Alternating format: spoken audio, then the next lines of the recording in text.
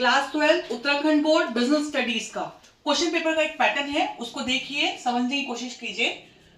यहाँ पर उस पे टोटल 25 क्वेश्चन आएंगे।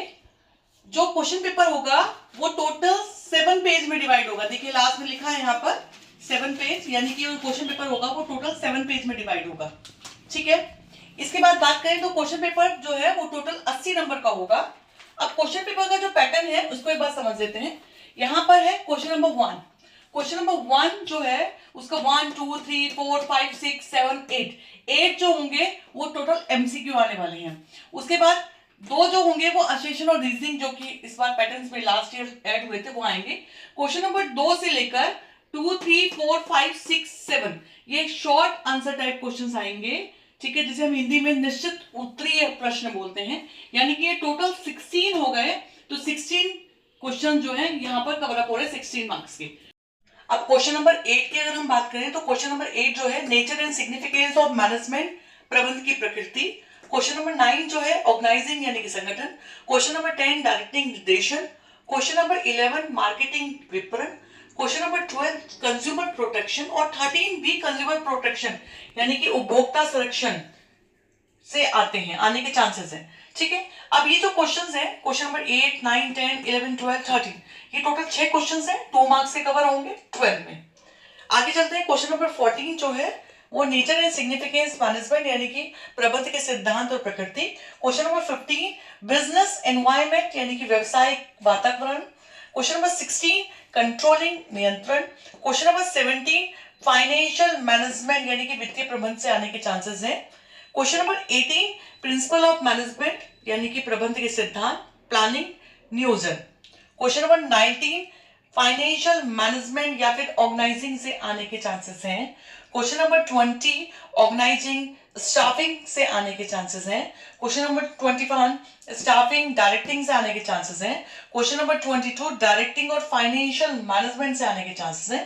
क्वेश्चन नंबर 23 जो है आज तक जो है अभी तक 2 साल से ये फाइनेंशियल मार्केट का क्वेश्चन आ रहा था, लेकिन फाइनेंशियल मार्केट इस बार हमारे सिलेबस से हट चुका है, तो अभी इसका कंफर्म नहीं किस चैप्टर से आने के चांसेस हैं। क्वेश्चन नंबर 24 मार्केटिंग से और क्वेश्चन नंबर 25 केस स्टडी से हमारे आने के चांसेस हैं। अब क्वेश्चन पेपर में जो ऑप्शनल होंगे 1 2 3 4 5 6 ऑप्शनल आने के चांसेस हैं। क्वेश्चन नंबर 15 ऑप्शनल में है, यानी कि इसी चैप्टर के ऑप्शनल में दूसरा क्वेश्चन आ जाएगा। 17 भी ऑप्शनल में है, यहाँ पर आता है 20 भी ऑप्शनल में आएगा और 21 भी ऑप्शनल में आएगा, 23 भी ऑप्शनल में आएगा और 24 भी ऑप्शनल में आएगा। 14 15 16 17 यानी कि टोटल 4 क्वेश्चन जो है वो 3 नंबर के आएंगे, 3 मार्क्स के आएंगे, टोटल हो गए 12। इसमें आपको 100 वर्ड्स लिखने हैं, यानी कि आपको 10 लाइन्स इसमें अटेम्प्ट करनी पड़ेगी। आगे आते हैं क्वेश्चन नंबर 18 से 1 2 3 4 5 6 7 8 ये 8 है। 8 जो है वो 5 मार्क्स के हैं, 40 नंबर कवर हो रहे हैं इसमें और यहाँ पर 200 वर्ड्स यानी कि 20 लाइंस लिखनी है। बेटा ध्यान से सुनना कि आपको अगर 5 नंबर का क्वेश्चन है तो 5 नंबर के क्वेश्चन में आपको 5 हेडिंग कम से कम लिखनी है और लास्ट में आपको निष्कर्ष भी देना है, यानी कि कंक्लूजन भी लिखना है। एक चीज और हो सकती है कि आपने हेडिंग लिख दी और हेडिंग लिखने के बाद आप उसमें हिंदी और इंग्लिश के कुछ वर्ड्स मिक्स कर कर भी लिख सकते हो, वो भी आपका करेक्ट माना जाएगा।